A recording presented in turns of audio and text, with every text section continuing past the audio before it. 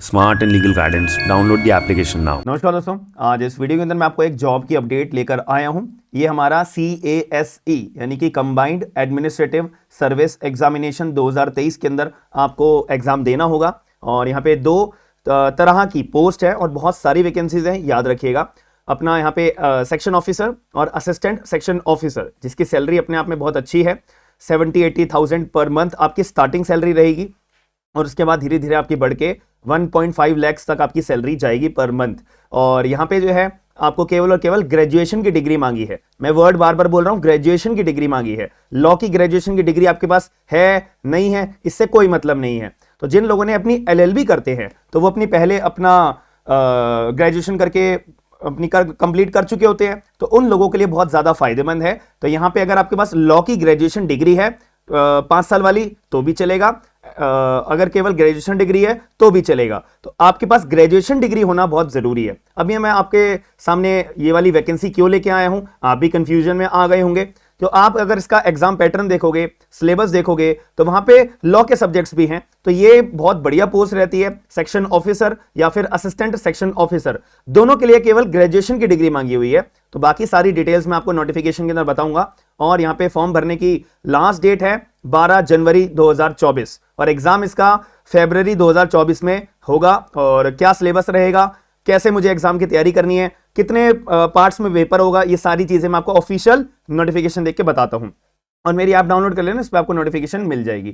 तो ये अपना CASE 2023 combined administrative service examination 2023 की वैकेंसीज आई हुई हैं। 444 वैकेंसीज हैं और यहाँ पे जो है 8 दिसंबर 2023 से फॉर्म भरना शुरू हो चुके हैं। 12 जनवरी 2024 तक फॉर्म भर सकते हो 5 बजे तक शाम के। और 14 जनवरी 2024 तक पेमेंट जिसने नहीं करी होगी फीस की, 500 रुपए एप्लीकेशन फॉर्म की फीस है, ठीक है, सबको पे करनी है, कोई भी यहाँ पे रिलैक्सेशन नहीं होता है। तो आपका टायर 1 और स्टेज 1 एंड स्टेज 2 आपका जो है पेपर होगा, 2 स्टेजेस में पेपर होगा। फरवरी 2024 में आपका स्टेज 1 होगी, स्टेज 2 के लिए बोल रहे हैं कि बाद में हम बता देंगे। फिर आपका इंटरव्यू एडमिट कार्ड्स कब आपके रिलीज करे जाएंगे ये अब आपको बता दिया जाएगा बाद में, ठीक है, 1 हफ्ते पहले ही आते हैं। देखो आप लोगों को इसके बारे में पता होगा। देखो यहाँ पे सेक्शन ऑफिसर की पोस्ट है। एज लिमिट बोलिए कि भाई आपकी उम्र 33 ईयर्स से कम होनी चाहिए और आपके पास ग्रेजुएशन की कोई भी यूनिवर्सिटी डिग्री हो, काम चल जाएगा। सैलरी यहाँ पे बात करी हुई है, बेसिक पे है, मैं बता रहा हूँ, अलाउंसेस वगैरह नहीं जोड़े। मैंने 70-80,000 आपको स्टार्टिंग में बताया था ना, तो वो ही मिलती है। 47,600 रुपीज से लेके 1.5 लाख रुपीज तक आपकी सैलरी जाएगी। नंबर ऑफ पोस्ट 76 है और section office assistant section officer के लिए 368 पोस्ट है।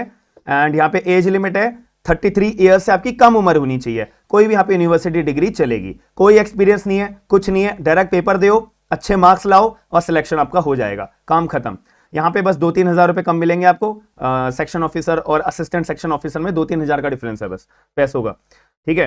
एंड यहाँ पे मैं वैकेंसी की बात करूँ अगर सेक्शन ऑफिसर की, तो जनरल वालों के लिए 13, EWS के लिए 2 एंड OBC वाले के लिए 2 एंड शेड्यूल कास्ट वाले के लिए 2, शेड्यूल कास्ट वालों के लिए 4 और शेड्यूल ट्राइब्स वालों के लिए 2 है। तो ये अपना अलग अलग कैटेगरी के लिए डाले हुए हैं। टोटल वैकेंसी जनरल वालों के लिए 37 है, EWS के लिए 6 हैं, OBC वालों के लिए 19 है, शेड्यूल ट्राइब्स वालों के लिए 4 हैं, शेड्यूल कास्ट वालों के लिए 10 है, ठीक है। समझ में आ गया आपको। इसको हम टोटल करेंगे। 76 पोस्ट हमारी सेक्शन ऑफिसर के लिए है। असिस्टेंट सेक्शन ऑफिसर के लिए जनरल वालों के लिए 151, EWS के लिए 35, OBC वालों के लिए 102, शेड्यूल ट्राइब्स वालों के लिए 26, शेड्यूल कास्ट वालों के लिए 54। टोटल 368 वैकेंसीज है, याद रखिएगा। और ये अपना रिजर्व जिसमें आपको PWD कैंडिडेट्स यहाँ पे आते हैं, ठीक है। और यहाँ पे 76 प्लस 68 पोस्ट है ना, इसमें 19 पोस्ट रिजर्व करके रखी हुई है PWD के लिए, ठीक है। ये भी हमारे को क्लियर हो गया है। एग्जामिनेशन फीस मैंने आपको बता दिया था, कोई रिलैक्सेशन नहीं है, 500 रुपए आपको देने पड़ेंगे। मतलब schedule caste, schedule tribes, women, PWD exman, इन सबको 0 रुपए हैं, ठीक है, याद रखना। तो ये आपको क्लियर हो गया। और रिलैक्सेशन यहाँ पे अगर आप शेड्यूल कास्ट, शेड्यूल ट्राइब्स वाले 5 साल का आपको रिलैक्सेशन मिल जाएगा, यानी कि 33 इयर्स एज लिमिट बता रखी है, तो 38 साल तक आपका एज लिमिट रहेगी, ठीक है। इंडिया के किसी भी कोने में रहते हो आप फॉर्म भर सकते हो, याद रखिएगा। इंडिया के किसी भी कॉलेज से आपने अपनी डिग्री पूरी करी है, आप फॉर्म भर सकते हो, याद रखिएगा, ठीक है। बाकी ये सब आप रीड कर लीजिएगा। एंड हाँ, मुद्दे वाली बात, स्कीम ऑफ द एग्जामिनेशन, यहाँ पे सिलेबस भी बता रखा है, सब कुछ बता रखा है। पहली बात, आपका जो है पेपर 1 रहेगा, स्टेज 1 की बात कर रहा हूं, पेपर 1 रहेगा 150 मार्क्स का 2 घंटे का। पेपर 2 रहेगा general intelligence, reasoning, mental ability का 200 मार्क्स का 2.5 घंटे का टाइम मिलेगा। पेपर 3 रहेगा इंग्लिश हिंदी, जिसमें आपको लिखना पड़ेगा, एस्से राइटिंग आएगा, प्रेसी राइटिंग आएगा, लेटर लिखने के लिए आएगा, एप्लीकेशन लिखने के लिए आएगा, 150 नंबर का रहेगा, 2 घंटे आपको टाइम मिलेगा। फिर आपका इंटरव्यू की स्टेज होगी, ठीक है। इंटरव्यू की स्टेज केवल और केवल सेक्शन ऑफिसर का, जिसने फॉर्म भरा होगा ना, सेक्शन ऑफिसर के लिए केवल उन लोगों का इंटरव्यू होगा, असिस्टेंट सेक्शन ऑफिसर का इंटरव्यू नहीं होगा, याद रखिएगा। उनका क्या होगा फिर, कंप्यूटर प्रोफिशिएंसी टेस्ट जो 100 नंबर का होगा, असिस्टेंट सेक्शन ऑफिसर वालों को प्रोफिशिएंसी सीपीटी के अंदर डाल दिया जाएगा। और ये केवल और केवल वही जनरल FNA जो हमने अभी ऊपर वैकेंसी पढ़ी थी ना, उसमें आएगा, ठीक है। और ये सीपीटी अपना क्वालिफाइंग इन नेचर रहेगा, याद रखना। ये मार्क्स आपके फाइनल आपके मेरिट लिस्ट पे ऐड और नहीं होंगे। सीपीटी आपको अपना बस क्वालिफाइंग नेचर है, आपको क्वालिफाई करने के लिए बस बात है। आपको मेन जो पेपर के लिए आपके मार्क्स जुड़ेंगे, पेपर 1 के, पेपर 2 के, पेपर 3 के, बस इसके आपके नंबर जुड़ेंगे, ठीक है। अगर मैं असिस्टेंट सेक्शन ऑफिसर की बात करूं, और अगर मैं इंटरव्यू वालों की बात करूं, तो भाई उनके तो इंटरव्यू वाली स्टेज भी जुड़ेगी। ये बात आपके दिमाग में क्लियर हो जाती है। अब हम आगे चलते हैं। यहां पे बोला है कि भाई आपको एग्रीगेट 350 में से मार्क्स अच्छे लाने पड़ेंगे, ठीक है। 200, 300, 350, ठीक है, इतने मार्क्स आपको लाने पड़ेंगे एग्रीगेट पेपर 1 एंड 2।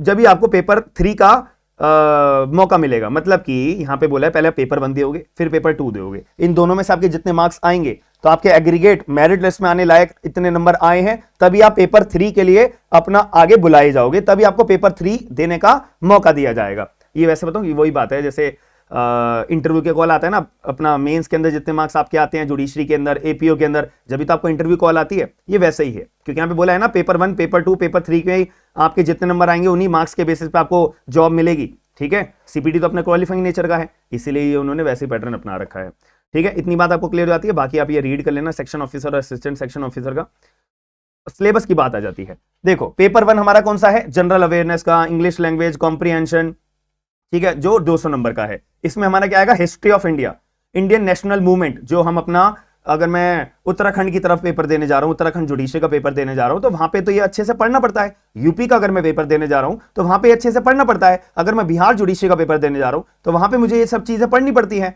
ठीक है। तो वो वहां पे पढ़ी हुई चीजें वो हमारी section officer, assistant section officer में हमारे को एग्जाम देने में काम आएगी। ये भी अपने आप में बहुत बड़ी पोस्ट है, बहुत बड़ी परमानेंट नौकरी लगेगी यहाँ पे आपकी।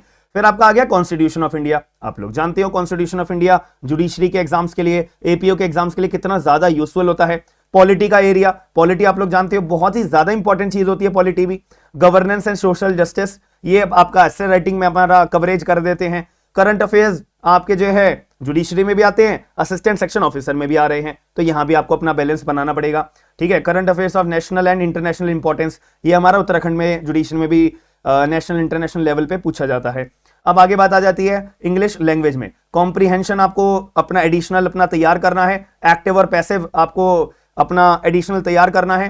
Preposition, fill in the blanks, अगर आप भाई कोई भी जुडिशरी का पेपर देने जा रहे हो, तो वहां पे आपका इंग्लिश ग्रामर का पोर्शन बहुत अच्छे लेवल का आता है, तो आपको वहां भी तो प्रिपेयर करना पड़ता है, तो आपको यहां भी वो काम आएगा। सिनोनिम एंटोनिम्स, दिल्ली जुडिशरी का पेपर देने जा रहे हो, तो वहां भी तो सिनोनिम एंटोनिम बहुत अच्छे लेवल के आते हैं, तो जब वहां के प्रिपेयर कर रहे हो, तो आप section officer, assistant section officer के लिए भी तैयार कर सकते हो। फॉर्म भरने में कुछ नहीं जाता, अपना पेपर दिया ना।